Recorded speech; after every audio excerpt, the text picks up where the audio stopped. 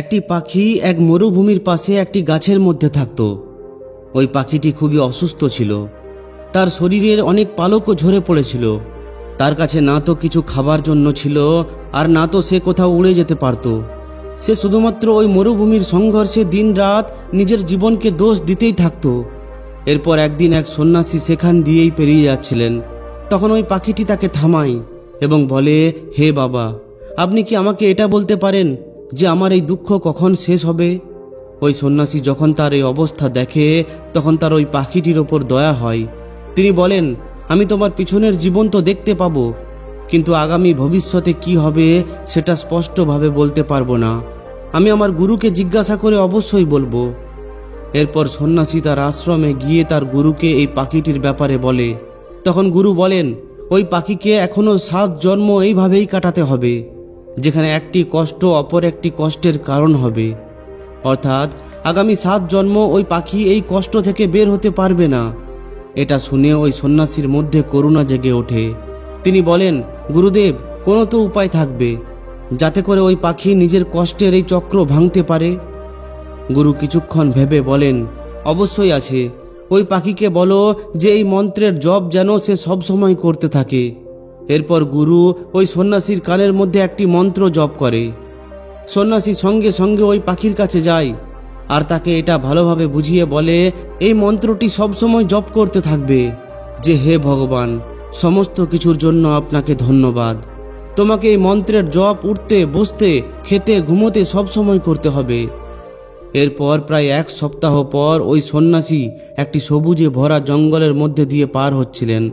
তখন ওই সন্ন্যাসী একটি পাখির মধুর আওয়াজ শুনতে পায়। এরপর ওই পাখিকে দেখে সে অবাক হয়ে যায়। সে দেখে, আরে এটা তো ওই পাখিটাই। কিন্তু সন্ন্যাসী দেখে যে ওই পাখির ভাগ্য তো বদলে গেছে। ওই পাখি এদিকে ওদিকে উড়ে বেড়াচ্ছে, তার সম্পূর্ণ শরীরে সুন্দর পালক গজিয়ে উঠেছে।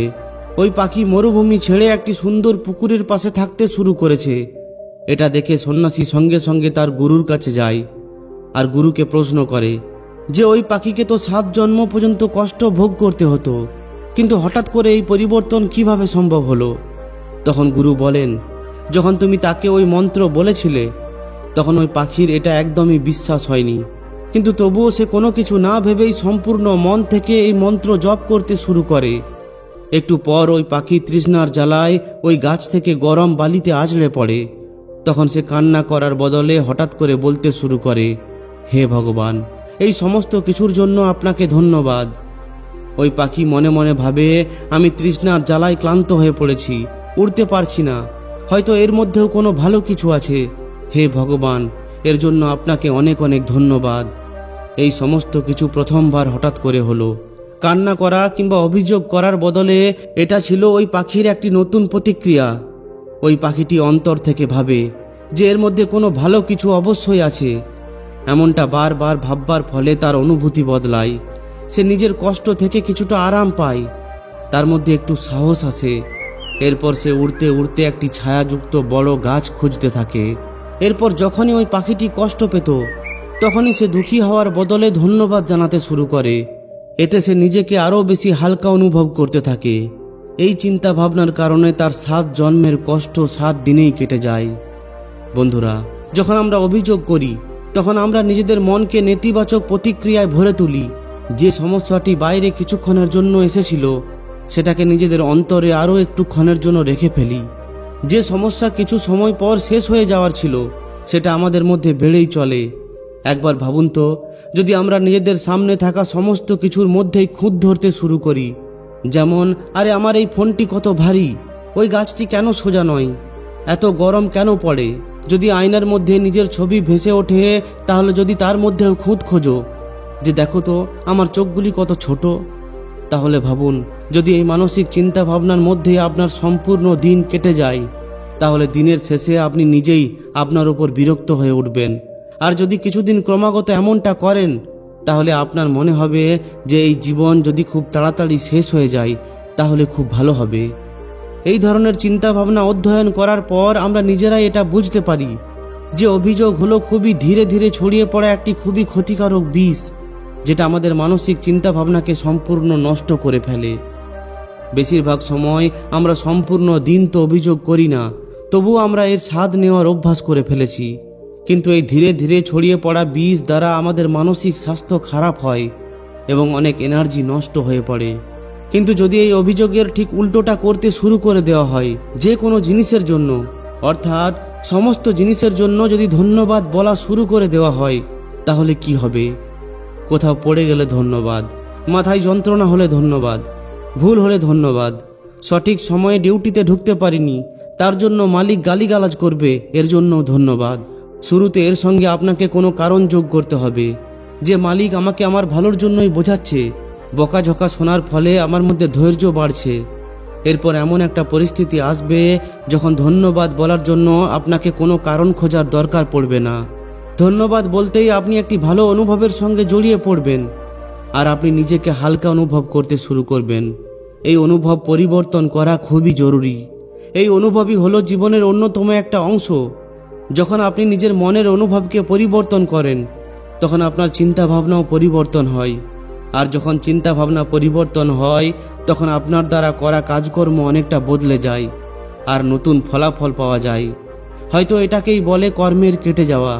এখন আমাদেরকে এটা জানা দরকার যে এমন কি জিনিস যেগুলো আমাদেরকে ভালো ভাবনা চিন্তা করতে বাধা দিচ্ছে। আমরা সবাই ছোটবেলা থেকেই দেখে আসছি যে যখন বাইরে কিছু ভালো হয় তখন লোকেরা খুব খুশি হয়ে ওঠে, না হলে লোকেরা নিজের মধ্যে এতটা খুশিতে থাকে না। ঠিক এমনটাই আমাদের মধ্যে হয়ে থাকে। আমরা সবাই অপেক্ষা করে বসে থাকি যে যখন বাইরের কোনো ভালো কিছু হবে তখন অনেক বেশি আত্মবিশ্বাসী ও সফল অনুভব করব। যখন বাইরের লোকেরা আমাকে পছন্দ করবে তখন আমি নিজেকে পছন্দ করব। তাই আপনি অন্যের জন্য একদমই অপেক্ষা করবেন না। যদি আপনি এই অপেক্ষা করতেই থাকেন তাহলে আপনি কখনোই কোনো নতুন কিছু করে দেখাতে পারবেন না। আপনার মধ্যে এখন এই শক্তি আছে যে আপনি নিজের এই অনুভবকে বদলাতে পারেন। আমরা সবাই অনেক কম সময়ের মধ্যেই নতুন ব্যক্তিত্ব ও ফলাফল অর্জন করতে পারি। নিজের ইচ্ছায় ভালো অনুভব করতে পারি। এটা কিভাবে হবে? প্রত্যেক দিন রাত্রে ঘুমানোর আগে সম্পূর্ণ দিনের ব্যাপারে ভাবুন। একটি কাগজে লিখতে শুরু করুন সারা দিন যে সমস্ত বাধা সমস্যা এসেছে সেগুলোর ব্যাপারে। এরপর এর সামনে বড় বড় করে ধন্যবাদ লিখুন। আর যদি দরকার পড়ে তাহলে এর জন্য কারণও লিখুন যে আমি এই জন্য ধন্যবাদ জানাচ্ছি, কারণ প্রত্যেকটি সমস্যা আমাকে আরও বেশি শক্তিশালী করে তুলছে। এই লেখাটিকে পরের দিন অবশ্যই একবার পড়ে নিন। যখন নিজের মুখ থেকে হতাশার জায়গায় ধন্যবাদ বেরিয়ে আসবে আর নিজেকে অনেকটা হালকা অনুভব হবে, তখন বুঝে নিন যে কাজ হয়ে গেছে। কারণ আপনার অনুভবের মধ্যে আপনার কিছুটা নিয়ন্ত্রণ চলে এসেছে। তাই এই ভিডিওর সবথেকে শিক্ষামূলক বিষয়টি হলো, প্রথম, অভিযোগ বাইরের সমস্যাকে নিজের মনের মধ্যে আটকে রাখে এবং মানসিক চিন্তা ভাবনাকে নেগেটিভ করে তোলে। যখনই পাখিটি অন্যকে দোষ দেওয়া, কান্না করা ছেড়ে দেয়, তখনই তার মধ্যে সমস্ত কিছু বদলে যায়। এইভাবেই যখন আপনি ধন্যবাদ বলেন তখন আপনার সমস্ত অনুভূতি সম্পূর্ণভাবে বদলে যায়। শরীর ও মনের মধ্যে একটা বার্তা যায় যে সব কিছুই ঠিক আছে। এর ফলে আমাদের শরীর ভালো প্রোটিন উৎপাদন করতে শুরু করে দেয়। আমাদের শরীর, মস্তিষ্ক খুব ভালোভাবে কাজ করতে শুরু করে দেয়। আমরা সবাই শুধুমাত্র একটি ভুল করে চলেছি, নিজেদের পুরনো নিয়ম অনুযায়ী ধন্যবাদ বলার জন্য, নিজেকে ভালো অনুভব করার জন্য অপেক্ষা করে চলেছি যে বাইরের কোনো একটা কিছু ভালো হোক। এই নিয়ম পরিবর্তন করার জন্য যে কোনো বিষয়ে ধন্যবাদ জানাও। নিজের সমস্যাকে, নিজের সংঘর্ষকে শক্তিতে রূপান্তরিত করো। প্রত্যেক রাত্রে নিজের বাধার জন্য, অন্যের ভুলের জন্য, নিজের ভুলের জন্য, যে সমস্ত জিনিসগুলি আমাদের সমস্যায় ফেলে, যেগুলো আমাদের খারাপ অনুভব করায়, সেগুলোর জন্য থ্যাংক ইউ বা ধন্যবাদ লিখুন। এমনটা বারবার করার ফলে আপনি নিজের শরীর ও মনকে নিজেই নিজের অনুভব বদলানোর জন্য নিয়ন্ত্রণ করে নিতে পারবেন। তো বন্ধুরা, যদি ভিডিওটি ভালো লাগে তাহলে অবশ্যই একটি লাইক ও শেয়ার করে দিন। আর যদি এই ধরনেরই আরও শিক্ষামূলক ভিডিও পেতে চান তাহলে আমাদের এই চ্যানেলটিকে অবশ্যই সাবস্ক্রাইব করে নিন। ধন্যবাদ।